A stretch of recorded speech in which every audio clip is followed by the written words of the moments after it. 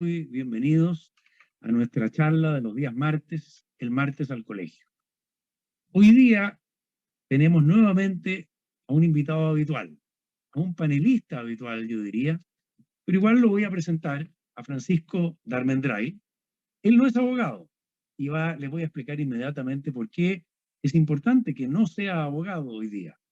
Él es periodista, licenciado en Ciencias Sociales de la Universidad de Concepción, diplomado en Estudios Universales de la Universidad de Chile, director honorario del Instituto de Investigaciones José Miguel Carrera. De lo que nos va a hablar hoy día Francisco es de los orígenes de las fiestas patrias en Chile. Este es un tema que llevamos con Francisco planificando desarrollarlo en esta fecha, la semana de las fiestas patrias, con bastante anticipación. Habíamos hablado cómo hacerlo, con qué relacionarlo, ¿y por qué digo que es un tema que lo habíamos visto desde hace mucho tiempo? Porque me atrevo a decir que en la reciente elección que se llevó a cabo el domingo pasado, el plebiscito de salida, creo yo que se reveló también la importancia que tienen en Chile nuestros símbolos patrios. ¿Y qué más símbolo patrio que las fiestas patrias? Y por eso entonces que hoy día creo que tiene mayor importancia todavía que todos sepamos cuáles son los orígenes de las fiestas patrias en Chile. Y esto es un tema histórico, pero también es un tema jurídico. Y las tradiciones son parte también de nuestro ordenamiento jurídico. De ahí entonces que nos ha parecido con Francisco y al colegio también nos ha parecido muy relevante que seamos nosotros, desde este organismo que tiene por objeto, en fin, promover la legalidad, la labor de los abogados, referirnos en esta semana de la chilenidad, de las fiestas patrias chilenas, a los orígenes de ella. Bien, y entonces no los aburro más y los dejo con Francisco. Francisco, buenas tardes, muy bienvenido. Y en nombre del colegio te doy la bienvenida y agradezco nuevamente la disponibilidad que has tenido. Muy buenas tardes, don Pedro Pablo Vergara. Un saludo también extensivo a toda la comunidad del Colegio de Abogados de Chile y también, por cierto, para quienes están viendo esta transmisión en vísperas de las próximas fiestas patrias. Y como usted dijo, don Pedro Pablo, es importante recordar por qué estamos conmemorando las fiestas patrias, por qué estamos celebrando estas fechas. Porque muchos de los que están viendo esta transmisión seguramente quizás no tienen exactitud de por qué se celebra el 18 de septiembre. El 18 de septiembre no se celebra la independencia de Chile, son fechas totalmente separadas. Por lo tanto, el objetivo de la presente presentación es justamente poder aclarar ciertos puntos y también, por cierto, rememorar diversos actos de la independencia de nuestro país. Así que con vuestro permiso voy a compartir pantalla. No sé si se ve bien. Voy a ampliar la imagen. Se ve, pero no está en presentación completa, sino que ahí sí, ahí está Ahí sí, perfecto. perfecto. Sí, era cosa de tiempo. Muy bien. El objetivo de la presentación es, por un lado, hacer un contexto de los sucesos del 18 de septiembre, hablar del suceso en sí y diversas tradiciones patrias que rememoran justamente aquella fecha que vamos a celebrar en los próximos días. Pero para entender los sucesos del 18 de septiembre de 1810 es necesario efectuar un contexto, como mencioné. En primer lugar, hay que analizar cómo era la sociedad colonial del Chile de entonces. Una sociedad colonial, por cierto, que se inicia con la conquista de Chile por parte de las huestes de Pedro de Valdivia en 1541, sin perjuicio que ya habían habitantes, por cierto, de los pueblos originarios en nuestro país, diversas culturas.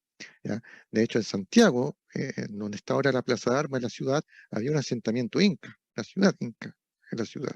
Eso fue lo que se encontró Pedro de Valdivia. De ahí en adelante se inicia el periodo de la conquista y posterior etapa colonial. La característica principal de la sociedad colonial del Chile de los siglos XVII, XVIII principalmente, era una sociedad estamental, piramidal, en la cual en la primera parte de la pirámide están los peninsulares, los españoles, los descendientes de los conquistadores españoles propiamente tal, componían el grueso de aquello. Posteriormente, en la segunda parte estaban los criollos, los descendientes de los españoles en América. Criollos. Muchas personas piensan que los criollos eran pobres y no es así. Un criollo perfectamente podía tener propiedades, podía tener haciendas, podía tener incluso poder económico. No obstante, no tenía derechos políticos. Esto es muy importante lo que estoy mencionando porque va a ser una de las causas que desembocó a los sucesos del 18 de septiembre. ¿Ya? Por otro lado, tenemos a los mestizos, mezcla de indígenas y europeos, principalmente español, y finalmente, bajo la pirámide está la población indígena y los esclavos. Este sería la base piramidal no solamente en el Chile colonial, sino que también en el resto de la América española. Esa es la situación social en los siglos XVII y XVIII principalmente. La economía colonial en Chile era principalmente agrícola y ganadera. Chile poco a poco fue exportando trigo principalmente al Virreinato del Perú y la educación principalmente estaba consagrada a entidades religiosas, principalmente la Compañía de Jesús, ya que controlaba mucho las escuelas en ese momento. En Chile, para ese momento, no había una universidad propiamente tal. Las personas que deseaban cursar sus estudios secundarios tenían que ir al Perú. ¿Ya? En 1751 aproximadamente, 60, se fundó la Universidad Real de San Felipe. No es en la comuna de San Felipe, sino que el nombre de la casa de estudios se debe al honor de Su Majestad Felipe V. Para que se hagan una idea, esa universidad se encontraba donde ahora está el Teatro Municipal de Santiago. Esa fue la casa de estudios superiores que tuvo el Chile colonial. Todo lo que les estoy mencionando ahora es una causa indirecta de los sucesos de la independencia. Por eso estamos haciendo este contexto. Este es el Chile colonial que les estaba mencionando. Pero ¿qué estaba pasando en Europa? En Europa, a finales del siglo XVIII, ya principios del XIX, estaban en el apogeo las ideas de la ilustración, las ideas de la soberanía popular en los círculos académicos e intelectuales. Toda esa vorágine de ideas desembocó en diversos procesos sociales. Una de ellas la Revolución Francesa, que está ahí en el PowerPoint, posteriormente la independencia de Estados Unidos, y sumado a todo eso, otros problemas. Y lo que ustedes ven acá, todos estos hechos que estoy mencionando, la expulsión de los jesuitas y los problemas entre los peninsulares y los criollos, fueron causas indirectas del proceso de emancipación nacional. Esto a juicio de algunos historiadores. ¿Ya? Es decir, hay causas indirectas, la que ustedes están viendo ahí en pantalla, y una causa directa que vamos a mencionar más adelante. La expulsión de los jesuitas, voy a detallar en la siguiente lámina, la independencia de los Estados Unidos, que sin duda marcó un quiebre en el concepto de nación y cómo un pueblo podía liberarse, ¿no es cierto?, en este caso del Imperio Británico, la Revolución Francesa. Hay historiadores que cuestionan un poco esto, de la Revolución Francesa, principalmente por el nivel de violencia que se alcanzó en especial el uso de la guillotina. ¿Ya? En el periodo más complejo de la revolución, la guillotina fue el símbolo, ¿no es cierto?, de la disidencia por parte de Robespierre. Los aristócratas criollos, cuando iban llegando las noticias a Chile, se espantaron por el nivel de violencia. Entonces, existe cierta discrepancia respecto a si la Revolución Francesa puede ser tomada como una causa indirecta. Sí, en cierta forma, en las doctrinas políticas que se dio, pero no así los hechos que le estoy mencionando. Y como última causa indirecta, los problemas que se venían suscitando entre los peninsulares, como ya mencionamos, los españoles y los criollos. ¿Por qué? Porque los criollos, como ya les conté, podían tener poder económico, haciendas, influencias tal vez, pero no tenían derechos políticos. Y poco a poco, ya en la segunda mitad del siglo XVIII y principio del XIX, estaban exigiendo más oportunidades para acceder a cargos públicos. Hay que recordar que en la corona española existían diversas instituciones. Una de las más importantes era la Real Audiencia, que era el máximo tribunal de justicia de la época. La Real Audiencia se había instalado en un principio en Concepción, donde resido, pero posteriormente se traslada a la capital, donde ahora está el Museo Histórico Nacional, frente a la Plaza de Armas. Esa era la sede de la Real Audiencia. Y, por cierto, el gobernador. Todas esas instituciones solamente administradas por españoles. Las posibilidades que un criollo llegase a ocupar esos cargos era prácticamente imposible, porque la pirámide estaba desarrollada para escasa movilidad social, ¿ya? Poca posibilidad de ascenso.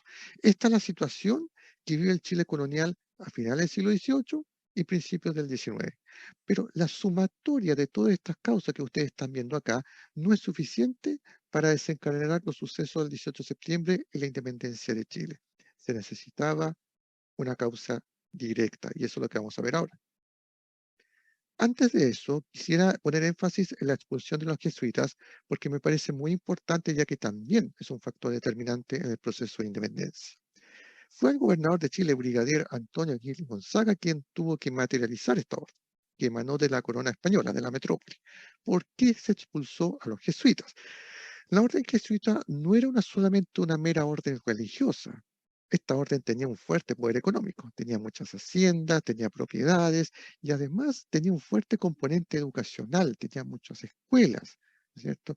Por lo tanto, poco a poco la corona española fue tomándole cierto temor a esta orden de que tarde o temprano ellos de alguna forma traspasaran el poder, que empezaran a disputarle el poder a la corona española. Por lo tanto, decretaron su expulsión de todas las colonias de América, porque los jesuitas, entre otros conceptos, aplicaban el concepto de la soberanía popular. Por lo tanto, la corona decía expulsar a los jesuitas de toda América. Y en Chile no fue la excepción, como ustedes están viendo acá, ¿ya? Y las propiedades de los jesuitas fueron posteriormente confiscadas, algunos criollos se quedaron con algunas haciendas y escuelas, ¿ya? Bien, ahora vamos a la causa directa. Ya mencionamos las causas indirectas de la independencia, pero faltaba un detonante, ¿verdad? ¿Cuál fue el detonante? La invasión del emperador Napoleón I a España en 1808. Hay que recordar que Europa estaba dominada por Napoleón. Había ascendido al trono en el año 1804. Y su principal enemigo, a su juicio, era el Imperio Británico. Intentó un ataque a la Armada Británica, a la Royal Navy, fracasó. Nelson fue el que lo derrotó y Napoleón, viendo que no podía vencer a los británicos, decide decretar un bloqueo continental en toda Europa. Por lo tanto, ningún país europeo podía comercializar con Gran Bretaña. Sin embargo, Portugal se niega a esto porque significaba su parálisis económica. Por lo tanto, Napoleón decide una invasión con el ejército francés hacia Portugal. Y lo logra en poco tiempo dominar Portugal. No obstante, para pasar por Portugal tenía que pedir permiso a la corona española. Por lo tanto, con sus tropas pasa por España y se toma Portugal. Empero, por diversos factores que no voy a mencionar, aparentemente el clima, la gastronomía, en fin, qué sé yo, Napoleón le gustó España y decide finalmente quedarse en el país. Y mediante una trampa que él materializa, logra que Fernando VII le entregue la corona a su hermano José Bonaparte. Por lo tanto, España ahora está dominada por un monarca francés, José Bonaparte, rey de España. Los españoles no aceptan un francés como monarca de la península y se libra un proceso de campañas militares por la independencia. Ellos también tuvieron sus propias campañas militares y se forman juntas de gobierno en España, juntas rebeldes que desconocían la autoridad del monarca francés y aplicaron el concepto de la soberanía popular. Esto quiere decir que ya, como el monarca ya no es la cabeza del gobierno, entonces ahora ellos tenían la responsabilidad de tomar ese poder gubernamental. Y así es como entonces se constituye, entre otras cosas, la Junta de Cádiz, realmente, que incluso redactaría una constitución, ¿ah? Aplicando todos los conceptos que hemos mencionado. Por lo tanto, España estaba bajo el dominio francés. Y poco a poco estas noticias iban llegando a América Española. ¿Ya? En ese entonces no existía la tecnología que hoy día tenemos de información. Demoraba meses incluso en llegar la información de lo que estaba pasando en Europa y la clase dirigente en América, peninsulares y criollos, estaban tomando nota de ello. Es importante también destacar que cuando hablo clase dirigente en América eran muy pocos. Muy pocas personas en el Chile colonial, por ejemplo, tenían acceso a la literatura que venía de Europa. Muy pocas personas también, por cierto, sabían leer y escribir. ¿Ya? Solamente los que tenían una situación económica estable podían hacer eso. Por lo tanto, es importante aclarar aquello. Esta fue la causa directa de los sucesos del 18 de septiembre de 1810. Por supuesto que la reacción de los habitantes del Chile colonial cuando ya sabían la noticia de lo que estaba pasando en España fue de una absoluta protesta. Incluso por primera vez los peninsulares y los criollos se unieron en una sola causa común de defensa del monarca Fernando VII cautivo de Napoleón. Ya, cuando hablo de cautivo no es que estuviera preso en un calabozo, sino que estaba en una residencia, pero no tenía mayores libertades, por si acaso. Y se está dudando sobre la legitimidad que tenía en este caso José Bonaparte sobre las colonias americanas. Esta unión entre los criollos y los peninsulares fue meramente circunstancial, no fue legítima ni genuina, simplemente fue por estos hechos que estoy mencionando. Por lo tanto, tiene que tomar una decisión respecto a lo que va a pasar ahora. Pero en Chile colonial ya se están dando también algunos hechos que acelerarían los procesos que vamos a mencionar ahora. En 1806, ¿no es cierto?, falleció Luis de Guzmán, gobernador de Chile. Por lo tanto, quedó vacante la gobernación de Chile. Y el señor que ustedes ven acá, Francisco Antonio García Carrasco, asume la gobernación de Chile en el año 1809. ¿Ya? Un gobernador que lamentablemente no tenía muchas ganas de asumir el cargo, le faltó tacto, no tenía muchas aptitudes para ello, pero presionado por la dirigencia, por la aristocracia de Concepción, que era bastante fuerte. De hecho, Concepción era uno de los núcleos más fuertes que tenía la aristocracia española, adepto a la corona española en Chile, finalmente accede al cargo de gobernador de mala gana, a regañadientes. Su administración tendría más luz, más sombras que luces, quiero decir, ¿ya? Por diversos hechos que vamos a ir comentando. Perdón, se me fue la lámina. En 1810 debe dejar el cargo de gobernador por diversos hechos negativos en su contra. Toma presos a algunos dirigentes criollos, sospechosos supuestamente de materializar una rebelión en Santiago, y se ve involucrado también en un escándalo de corrupción, la Scorpio, ¿ya? En un caso de contrabando en el cual él estaría involucrado junto a Juan Martín de Rosas. Todos estos hechos llevaron a la aristocracia criolla, principalmente y peninsular incluso, a solicitar a la Real Audiencia su destitución del cargo. Finalmente, tiene que renunciar en julio de 1810 y asume el cargo de manera interina don Mateo de Toro y Zambrano, un hombre que ya tenía aproximadamente 82 años, una edad muy avanzada para la época, y asume porque era una persona de mucha influencia en el Chile colonial, un aristócrata, ¿no es cierto?, con un nutrido patrimonio y respetado por los sectores peninsulares y criollos. ¿Ya? Era la persona idónea para apaciguar los ánimos, pero también estos grupos que le estoy mencionando lo vieron justamente para persuadirlo de constituir una junta de gobierno, porque en el resto de América colonial ya se están dando la constitución de algunas juntas de gobierno, ¿ya?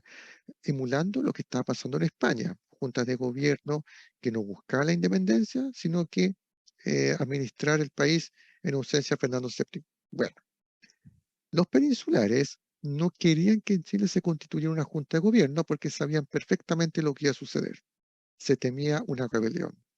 En cambio, los criollos sí querían la constitución de una junta de gobierno porque, además de las causas que le estoy mencionando sobre Fernando VII, aprovecharían la instancia para reclamar derechos políticos, mayor autonomía, mayor libertad de comercio con otras potencias, etcétera. Esa sería la instancia. Finalmente, don Mateo de Todo Zambrano accede a la petición de los criollos. ¿Ya? Dice, perfecto, voy a acceder a la petición de ustedes en mi calidad de gobernador interino de Chile. Voy a convocar un cabildo abierto con el fin de discutir los asuntos que ya les he expuesto. El cabildo era una institución muy importante de Chile colonial. Recuerden que fue un cabildo el que proclamó a Pedro de Valdivia como primer gobernador de Chile. El cabildo se discutía los asuntos vecinales, pero la gracia que tenía este cabildo que se va a hacer ahora era justamente en que los criollos iban a plasmar sus posturas y así de esta manera obtener mayores derechos y mayor autonomía. Así entonces, el 13 de septiembre de 1810, don Mateo de Zambrano convoca a un cabildo abierto para el 18 de septiembre de ese año. A las 9 de la mañana se van a reunir los más connotados vecinos de Santiago a este cabildo que ya les voy a mencionar dónde fue, ¿ya? En el Real Tribunal del Consulado. Lo que ustedes ven acá es una esquela, una tarjeta de invitación que se les entregó a quienes iban a asistir a este cabildo. Era importante esta esquela porque era algo así como la tarjeta de presentación para asistir a este evento. La persona que no contaba con esta esquela simplemente no podía ingresar, y tenía que estar certificada con una firma. Estas esquelas de invitación se imprimieron donde ahora está el Teatro Municipal de Santiago, porque ahí está la Universidad de San Felipe.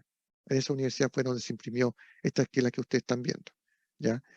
Em, por lo tanto, se le entregó estas esquelas que se imprimieron el 15 de septiembre y fueron convocados a las 9 de la mañana del 18 de septiembre de 1810 en el edificio del Real Tribunal del Consulado.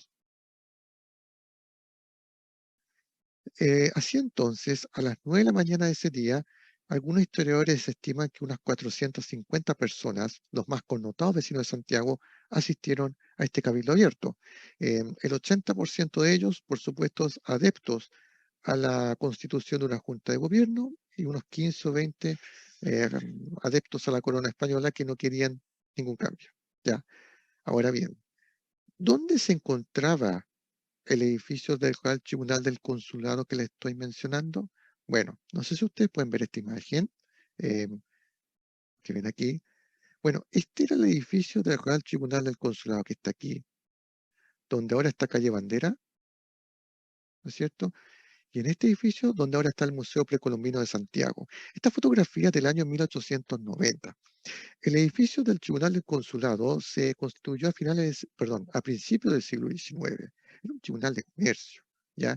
Y ese fue el lugar escogido por la dirigencia para efectuar este importante cabildo abierto, el edificio que ustedes ven acá. Por aquí ingresaron entonces los asistentes a este magno evento. Se procuró que no hubiera oposición por parte de los peninsulares y la Real Audiencia siempre estuvo en oposición a la constitución de este acto.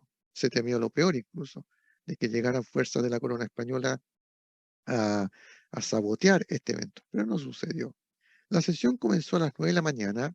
Llega don Mateo Estoy Zambrano en su calidad de gobernador interino, simbólicamente en una mesa extensa, muestra su bastón de mando y dice, disponed de él.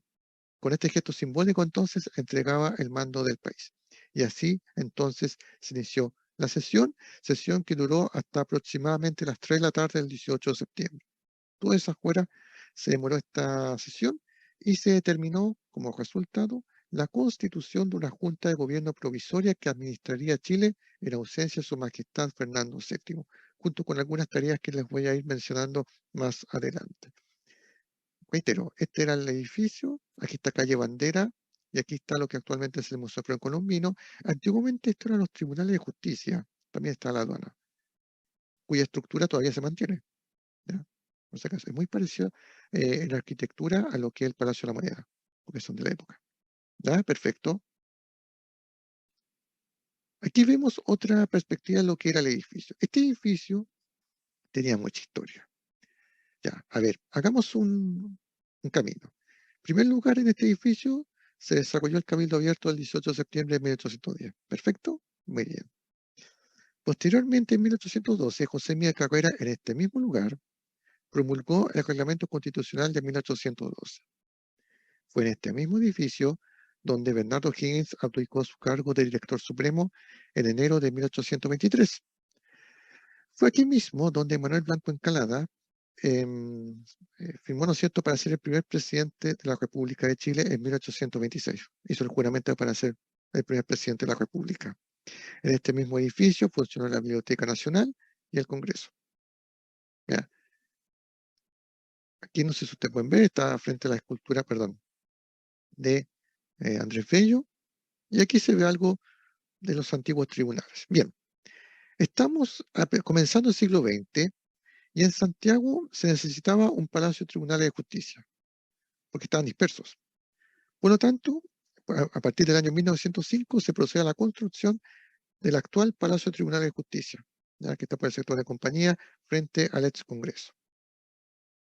Bueno, la fotografía que ustedes ven acá es el Palacio de Tribunales de Justicia de Santiago, que muchos de los abogados y abogadas que están viendo, me imagino, lo conocen, en el año 1915. Y no sé si ustedes ven un detalle. El palacio se construyó en dos fases. La primera fase, la que ustedes ven acá, ¿no es cierto?, demoró aproximadamente 10 años, y faltaba la segunda fase. ¿Qué es lo que ven ustedes acá? Es todavía en pie el edificio del Real Tribunal del Consulado. Se aprecia parte de él. hay una pequeña plaza, ¿no es cierto? Y aquí está el Palacio de Tribunales. Por lo tanto, faltaba la segunda parte. Y el gobierno determinó entonces, como estaba proyectado, construir la segunda fase y para eso tenían que demoler este histórico lugar. Y así fue.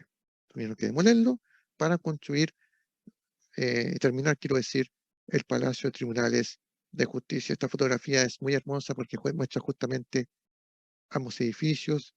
Aquí vemos cómo era el transporte público en ese minuto en Santiago. Aquí vemos otra fotografía, un poco menos resolución. Palacio de Tribunales, a medio terminar, primera fase lista. Y aquí algo se ve de lo que era el edificio del Tribunal del Consulado. Bueno, lamentablemente se tuvo que demoler aquel edificio para construir la segunda fase del Palacio de Tribunales. Esta fotografía de inicio de la década del 30 y se muestra ya en su segunda fase prácticamente listo lo que es el Palacio de Tribunales de Justicia de Santiago. Si me permiten un comentario, estimadas, claramente fue un crimen patrimonial. ¿Ya? Este edificio tenía un incalculable valor histórico por todos los sucesos que ya le mencioné. Pero bueno, la autoridad entonces determinó que había que demolerlo para terminar de construir el palacio. Y el Palacio de Justicia de Santiago tiene el honor entonces de albergar, al menos en la memoria, como un simbolismo, lo que fue los sucesos del 18 de septiembre de 1810. Si ustedes van al Palacio de Tribunales, lo único que queda de aquel histórico edificio es lo que ustedes ven aquí, esta reja, que está aquí. Eso es lo único que queda del edificio del Real Tribunal del Consulado. Hay una placa incluso que se señala, yo he estado muchas veces ahí, la verdad es que las veces que he visitado ese lugar es realmente uno trata de empaparse cómo pudo haber sido los sucesos del 18 de septiembre. Hay una placa que dice el amanecer de la patria, que recuerda que en ese lugar del palacio estaba el edificio del Tribunal del Consulado y que ahí se efectuó el cabildo abierto el 18 de septiembre de 1810. Esto para el lado de bandera, para que se ubique, ¿ya? Justo frente al Museo Precolombino. ¿Ya? Y ustedes lo pueden visitar, pueden tomar fotos incluso. Y aquí, en este sector del Palacio Tribunal de Justicia, se encontraba este histórico edificio y aquí fue el Cabildo abierto el 18 de septiembre. Y por eso tiene un significado especial, por eso, como les comenté a don Pedro Pablo, que es importante compartir con ustedes, porque muchos de ustedes me imagino estarán en audiencias que en el Palacio de Tribunales tendrán que ir allí. Y los invito a que, bueno, en algún momento si van, eh, pasen por ahí, porque de verdad se respira historia uno inmediatamente hace un análisis de lo que pudo haber sido aquella histórica jornada.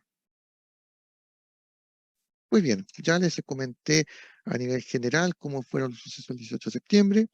Este es un óleo que representa aquel histórico acontecimiento. Aquí, don Mateto de Zambrano, ¿no es cierto?, junto a los asistentes en este salón.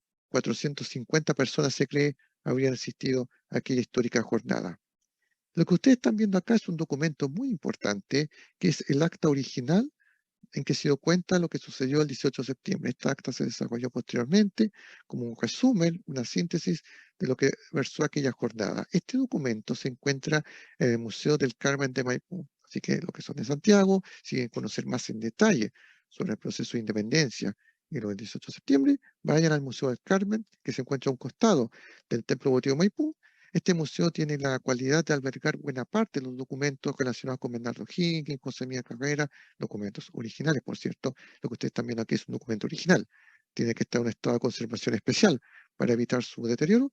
Y ahí es un documento importante que da cuenta de los sucesos del 18 de septiembre. Y así entonces quedó constituida la primera Junta Nacional de Gobierno, don Mateo de Torres Zambrano, gobernador interino de Chile, ahora como presidente de la Junta, José Antonio Martínez Aldunate, vicepresidente, él no estaba en Chile, estaba en Perú, Fernando Martínez de la Plata vocal, Ignacio La Carrera, padre de los hermanos Carrera Verdugo, como vocal, representando además a la aristocracia de Santiago, Juan Martínez de Rosa, vocal, representando a la aristocracia de Concepción, Francisco Javier Reina, que curiosamente era adepto a la causa de los peninsulares español, vocal, Juan Enrique González vocal, José Gregorio de Argumedo, secretario.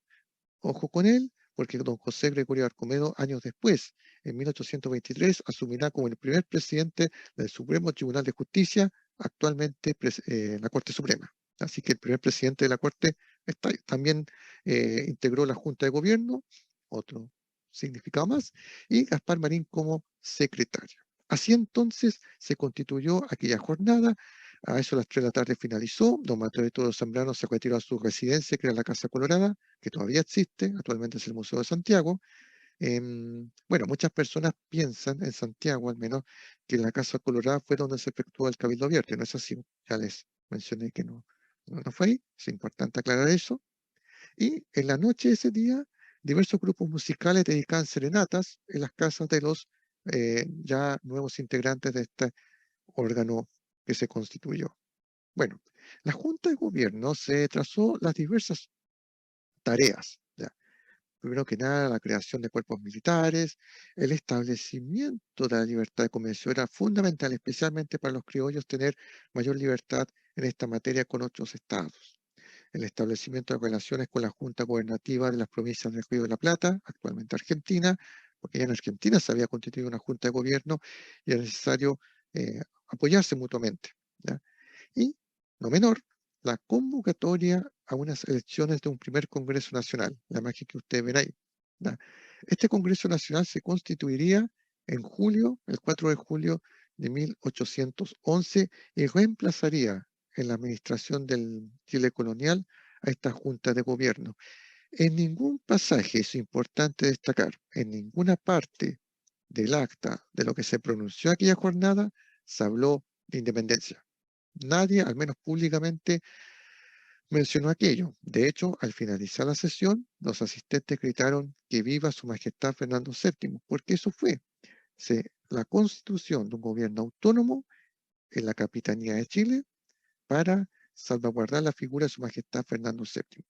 Recién con la constitución de este primer Congreso Nacional que les estoy mencionando, comenzarían a florecer diversas fuerzas, diversos bandos extremos. Por un lado, bandos que pedían mayor autonomía, otros bandos que ya derechamente estaban pidiendo una independencia, y otros bandos que se negaban a cualquier cambio. Con la llegada de José Miguel Carrera en el año 1812, la situación cambiaría radicalmente y ahí ya se hablaría ya de un proceso de emancipación más extremo. Bueno, se dan las campañas militares, ¿no es cierto?, en este periodo, campaña militar de la Patria Vieja, campaña militar de la Reconquista, ¿no es cierto?, tras el desastre de Rancagua, y llegaría el periodo de la Patria Nueva, la batalla de Chacabuco, el 12 de febrero de 1817, y entonces, si ya aclaramos que el 18 de septiembre no se conmemora la independencia, ustedes se están preguntando entonces, ¿cuándo se declaró la independencia de Chile? Se declaró el 12 de febrero de 1818, perdón, el 1 de enero de 1818 en Concepción, Talcahuano. Ahí Bernardo Higgins, en su calidad de director supremo, firma nuestra declaración de la independencia de Chile en Talcahuano, en un campamento militar que tenía en la zona, mientras estaba procediendo al asalto del puerto realista Talcahuano, él firma sobre un tambor nuestra declaración de la independencia de Chile y posteriormente la proclamó en Concepción. Ahora, muchos de ustedes se estarán preguntando, ¿y por qué se da esta pugna entre Concepción y Talca por el tema? Bueno, porque en Talca, el 12 de febrero de ese año, de 1818, O'Higgins efectuó un acto más formal, más protocolar, más organizado de lo que fue en Concepción. Pero la proclamación como tal fue en Concepción, la firma como tal, quiero decir. De hecho, si ustedes leen el documento de la proclamación de la independencia de Chile, sale tal cual, firmada en Concepción el 1 de enero de 1818. De hecho, en Santiago también se efectuó un acto, una ceremonia en la Plaza de Armas de la ciudad el 12 de febrero de 1818, la jura de la independencia de Chile. Pero la firma fue en Concepción. La firma es una sola vez. Lo que ustedes están viendo aquí es la bandera chilena en que se juró justamente en aquella ceremonia en Santiago. Esta bandera chilena se encuentra expuesta en el Museo Histórico Nacional. Esta fue una fotografía que le tomé a este importante ejemplar. Debe ser lo poco y nada que queda de aquella época. Ya la bandera chilena en que se juró la independencia de Chile en la Plaza de Armas de Santiago. En esa ceremonia estuvo presente Luis de la Cruz, ¿ya? Porque esa misma fecha O'Higgins estaba en Talca efectuando lo mismo, ¿ya? Y esta bandera fue hace unos años sometida a un proceso de restauración, ¿ya? Estaba en muy malas condiciones, fue restaurada para justamente ser exhibida. Entonces, ya tenemos el 18 de septiembre, el 5 de abril se dio la batalla de Maipú y el 12 de febrero la batalla de Chacabuco. Y por supuesto la gente celebraba estos acontecimientos.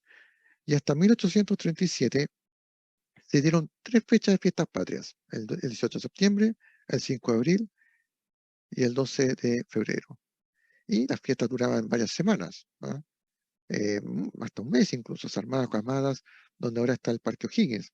En ese entonces el Parque O'Higgins era el campo Marte, ¿ya? Era el campo de práctica que tenía el ejército, en honor al dios Marte, por eso se llamaba de esa manera. Y en ese sector, como ustedes pueden ver en este óleo de Sartón de Treville, se armaban fondas, grandes fondas. Y era quizás el único lugar de Santiago donde se mezclaba la aristocracia con los sectores populares. Se mezclaban todos y celebraban con alegría, con diversión, las fiestas patrias. Pero estas fiestas terminaban siempre en excesos, violencia, ingesta de alcohol, entre otros hechos. Por lo tanto, las autoridades determinaron a partir del año 1837 que solamente las fiestas patrias se celebrarían el 18, no el 5 de abril y el 12 de febrero. El 18 de septiembre entonces quedó como la fecha de las fiestas patrias, pero no es que hubiera un decreto o algo por el estilo, no, simplemente se dijo ya, el 18 de septiembre van a ser las fiestas patrias a partir de entonces. Cabe recordar que las primeras fiestas patrias, un 18 de septiembre, se efectuaron durante el gobierno de José Miguel Carrera, ¿ya? Pero con el tiempo han ido ganando fuerza. Ya en el gobierno del presidente Ramón Barros Luco, en el año 1915, se decretó que oficialmente el 18 de septiembre eran las fiestas patrias y el 19 de septiembre el Día de las Glorias del Ejército. Y como ustedes pueden ver en este óleo, las fiestas patrias, por supuesto, congregan mucha población, ¿verdad? Aquí estamos viendo, ¿no es cierto?, una reproducción de la litografía Una Chingana, que pertenece al álbum del naturalista historiador Claudio Gay, ¿ya? Era común en Santiago que se desarrollaran estos eventos, chinganas, los niños se elevaban volantines muy cerca del Mapocho. El Mapocho, por supuesto, era un río mucho más extenso, mucho más ancho de lo que actualmente. Estaba el puente Calicanto incluso, que ya no existe, que fue demolido a finales del siglo XIX. En esa parte muchos niños practicaban lo que los volantines, ¿no es cierto? Se desarrollaban diversos juegos que ahora prácticamente ya no hay, ¿no es cierto? Que dan cuenta de la tradición popular del Chile del siglo XIX. Y como mencioné, era quizás la única instancia en donde la aristocracia y los sectores populares se mezclaban y se la pasaban bien. Y por cierto, más allá de todo, disfrutaban de estas fiestas patrias y también de alguna manera consolidaban este concepto de nacionalidad. Eso es muy importante destacar, porque hasta el año 1830-35, más o menos, todavía no está muy claro el concepto de qué es ser chileno, ¿ya? Chile estaba recién saliendo del tema de las campañas de la independencia, pero todavía en la sociedad chilena no está muy arraigado el concepto de chilenidad. ¿Cuándo gana fuerza esto? Cuando Chile participa en la guerra contra la Confederación Perú-Boliviana en 1837-38, finales de esa década. Cuando Chile obtiene la victoria, especialmente en la batalla de Yungay, es cuando el concepto de ser chileno, chilena, gana fuerza. Y ahí entonces la sociedad entiende, empieza a quererse a sí mismo y empieza a ganar fuerza, y de hecho aumenta justamente las fiestas patrias, empieza a aumentar el concepto de chilenidad en esta sociedad decimonónica. Así entonces, en resumen, ¿no es cierto?, es lo que puedo aportar sobre el origen y la historia de las fiestas patrias en Chile. Ya quedamos claro entonces que el 18 de septiembre no se celebra la independencia, sino que la constitución de una junta de gobierno provisoria, que el 1 de enero de 1818 Chile declaró su independencia y que ya en el gobierno de José Miguel Carrera se inician justamente las fiestas patrias en nuestro país. Tradición que, por cierto, sigue en el presente y que con mucha alegría nosotros celebramos las fondas, ¿verdad? Recordando nuestro pasado patrio. Muchas gracias al Colegio de Abogados por esta instancia de poder compartir con ustedes tan importante tema. Francisco, muchísimas gracias. Si quieres, baja la pantalla. Antes de concluir, me gustaría hacerte un par de preguntas. En parte yo creo que lo contestaste, pero no sé si quedó suficientemente claro. El Sí, por Cabildo supuesto. Abierto, señalaste que se había invitado a 450 personas. Si uno piensa que ese fue, en el fondo, el establecimiento de un primer órgano legislativo en Chile, sin perjuicio que ahí se convoca a elecciones para un Congreso, pero el primer órgano legislativo propio es ese. ¿Con qué criterio se convocó a 450 personas? Que me imagino que para ese entonces eran muchísimas personas. En Santiago entiendo que vivían, no sé, 2.000 personas. No sé si eh, tienes ese dato censal de esa época, de 1810. Sí, aproximadamente, bueno, hay que considerar que a partir del año 1835 se hace el censo en Chile, pero se estima que 5.000, 6.000 personas estaban en el... Lo que pasa es que Santiago estaba el casco urbano y estaba la Chimba, ¿ya? Porque Mapocho era como la frontera natural, para los sectores populares y el sector propiamente tal urbano. Ahora, con respecto a los criterios de selección, obviamente que los que organizaron esta junta, que eran los criollos principalmente, verificaron que no fueran personas que estuvieran en contra de esta sesión, por supuesto, que fueran personas infiltradas o gente que fuera a sabotear este, este acto, porque, como mencioné, la Real Audiencia siempre se opuso a un cabildo abierto. Hasta el último momento, los sectores que rechazaban cualquier cambio presionaron a don Mateo Leto de Zambrano para que no se convocara esta junta. ¿Ya? Y por lo tanto, para asesorarse, para verificar que las personas que irían a este cabildo no cometieran algún atropello o algún sabotaje, se hizo una esquela. Entonces tenían que presentar esta esquela al momento de llegar a la sesión.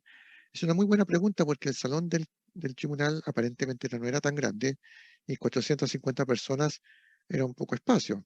Imagínense el debate cómo pudo haber sido, porque fue un debate intenso, porque una cosa era convocar un cabildo y otra cosa era constituir esta junta de gobierno. Y tenían que tener mucho cuidado de quiénes iban a integrar esta junta. Se llegó a un consenso en que esta junta tenía que tener un equilibrio en todo sentido, un equilibrio entre quienes eran adeptos a mayor autonomía, entre quienes se negaban a aquello, entre los que representaban a la aristocracia de Concepción y a la aristocracia de Santiago. ¿Por qué menciono esto? Porque la aristocracia de Concepción era muy poderosa. Estaba el bastión de la corona española. Muchas personas piensan que era en Santiago. No, el grueso de la corona española en términos sociales, políticos y económicos estaba en Concepción. En Santiago estaban las instituciones como la Real Audiencia, la Gobernación, pero el grueso de los adeptos a la causa de su majestad está en Concepción. Eso explica, estimado Pedro Pablo, y a quienes nos están viendo, que en términos de porcentaje, los mayores enfrentamientos, las mayores batallas que se dio en la independencia de Chile no fue en Santiago, sino que en Concepción.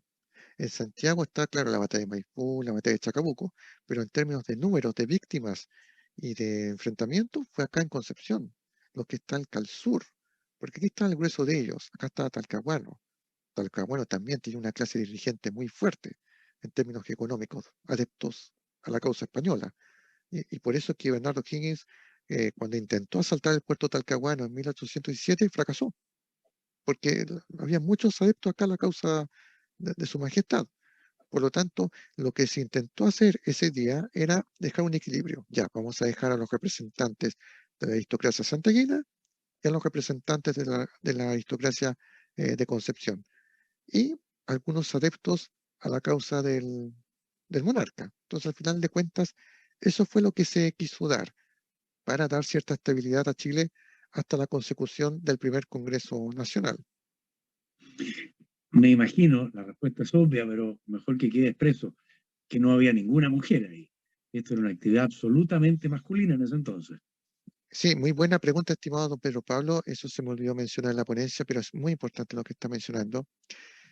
Tanto en el Chile colonial como en el Chile de la independencia, la mujer no tenía derechos políticos, sociales, económicos, ni nada por el estilo, independiente de su condición social. Y hay algunas excepciones, ¿verdad? El caso más emblemático de doña Javiera Carrera, hermana de los hermanos Carrera, que ella tuvo la fortuna, ¿no es cierto?, de poder tener ciertas libertades, de poder participar activamente en el proceso de emancipación. Ella fue la que bordó nuestra primera bandera nacional, ¿ya?, en la Hacienda del Monte, que ustedes pueden visitar a todo esto. Ahí está la fuente, donde dice las fuentes que señalan, que doña Javiera Carrera fue la que bordó nuestra primera bandera, participó activamente en los movimientos patriotas, pero la norma indicaba que la mujer no podía participar en política, no podía tomar decisiones, situación que se mantuvo hasta finales del siglo XIX, cuando por medio del decreto Amunátegui, en 1877, la mujer pudo, por ejemplo, acceder a la universidad. ¿Cuándo pudo sufragar la mujer? Recién en el siglo XX, en la década del 30 y posteriormente en 1949, cuando se promulgó la ley de elecciones universales. Por lo tanto, la mujer en esta época no tenía ninguna poder de decisión. Y no solamente las mujeres, don Pedro Pablo, prácticamente todo el país. Por eso es muy importante aclarar este punto. La clase dirigente que tenía derechos políticos, que tenía derechos sociales, que podía tomar determinaciones, era aproximadamente un 20% y eso. ¿Ya? No había más capacidad, porque era la clase política que tenía la capacidad para la cultura, tenía a nivel político para estas decisiones. Y probablemente entonces los 450 eran todos esos, no había más. Sí, probablemente, claro, ¿no? Pero es prácticamente todos, salvo los que eran adeptos a la causa de la corona española. Realista, Pero claro. el resto eran todos, sí eran los más connotados vecinos de Santiago, están presentes ahí. Y de Concepción. Claro, algunos casos, como el mismo Juan Martínez de Acosta, que dicho sea de paso, no era penquista, como algunos podían pensar. Él nació en Mendoza, Mendoza era parte de la capitanía de Chile, chileno, pero penquista por adopción. Poco después se fue a Concepción, la aristocracia de Concepción lo adopta, estoy usando un término coloquial, y tiene una activa participación política en los inicios del proceso de independencia. ¿Ya? Una figura clave en ese sentido. Y por último, para terminar y no alargarnos más allá de lo que es costumbre en nuestras charlas de los martes al colegio, este primer Congreso Nacional, eh, ¿qué resultó de esa elección que fue acordada a convocar en este cabildo abierto del 18 de septiembre? Bueno, ese daría para otra conferencia, daría Sí, otra me conferencia imagino. porque resulta que, bueno, era toda una innovación en la época. Estamos recordando que Chile estaba cumpliendo con un orden colonial, ¿ya? Donde siempre estaba el gobernador a la cabeza y la clase dirigente no tenía mucho poder de decisión. Este Congreso Nacional se constituyó el 4 de julio de 1811, se hizo coincidir la fecha con la independencia de los Estados Unidos, por si acaso, por eso se hizo el 4 de julio. Y el comienzo de este Congreso fue trágico porque hubo un motín. Tomás de Figueroa, teniente español, intentó sabotear el comienzo de este Congreso, no le resultó el plan y de hecho fue fusilado posteriormente. ¿Ya? Y la idea de este Congreso era que pudieran confluir las más corrientes, los bandos, quiero decir, que estaban poco a poco dominando el mapa político del Chile. Bandos me refiero porque no había partidos políticos. Eran bandos que estaban a favor de la causa de su majestad, bandos que pedían autonomía, otros bandos que pedían autonomía más extrema, y fueron ganando peso la gente del sur, de Concepción principalmente. De hecho, Bernardo Higgins fue electo, por ejemplo, electo diputado por aclamación, representando a Los Ángeles. Juan Martínez Rosa también se involucró. En fin, este Congreso, quizás a mi juicio, la importancia que tuvo fue el puntapié inicial, si se usa términos futbolísticos, para lo que fue el proceso político de la independencia de nuestro país. Hay que recordar que posteriormente este Congreso fue disuelto por José Miguel Carrera, una serie de golpes de Estado, ¿ya? Pero fue la primera instancia en que los diferentes bandos mostraron su postura, ¿no es cierto? Después de la consecución de esta junta de gobierno. Es un tanto complejo explicar porque el contexto era complejo, ¿ya? Chile todavía no era independiente, ¿ya? Ellos estaban de alguna manera armando este aparato, ¿no es cierto?, este Congreso, sin que Chile fuera todavía, eh, eh, estuviera independiente de la corona española. Ellos, de hecho, cuando abren la sesión del Congreso, siempre juran fidelidad a su majestad Fernando VII. Pero este Congreso fue la instancia en que los criollos y los que pedían mayores derechos eh, aprovecharon esta instancia legislativa para eso. Y las sesiones eran, por cierto, intensas, porque ya se están polarizando las posiciones, ya no era un tema simplemente de respetar a su majestad, ya están algunos grupos pidiendo independencia incluso, ¿ya? Pero la causa independentista en sí faltaría tiempo para que tomara peso, porque la gente en general no entendía mucho por qué estaban pidiendo independencia. Me suena que algunas cosas no han cambiado tanto, ¿ah? Eh, en fin.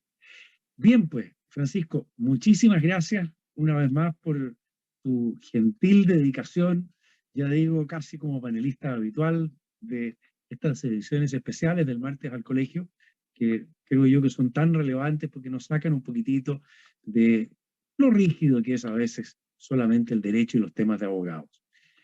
Me despido entonces de todos los que nos han estado oyendo. ¿Ah? En nombre del Colegio de Abogados, les saludo muy atentamente, agradezco su presencia hoy día y nuevamente agradezco a Francisco por su muy interesante charla en una semana en que se conmemora precisamente aquello de lo que hemos oído toda esta tarde. Muchas Eh, gracias y hasta luego. Muchas gracias, don Pedro Pablo. Deseo agradecer al Colegio de Abogados por esta instancia, a todo el equipo y por supuesto a quienes nos están viendo esta transmisión y les deseo unas felices fiestas patrias. Lo mismo digo yo. Gracias.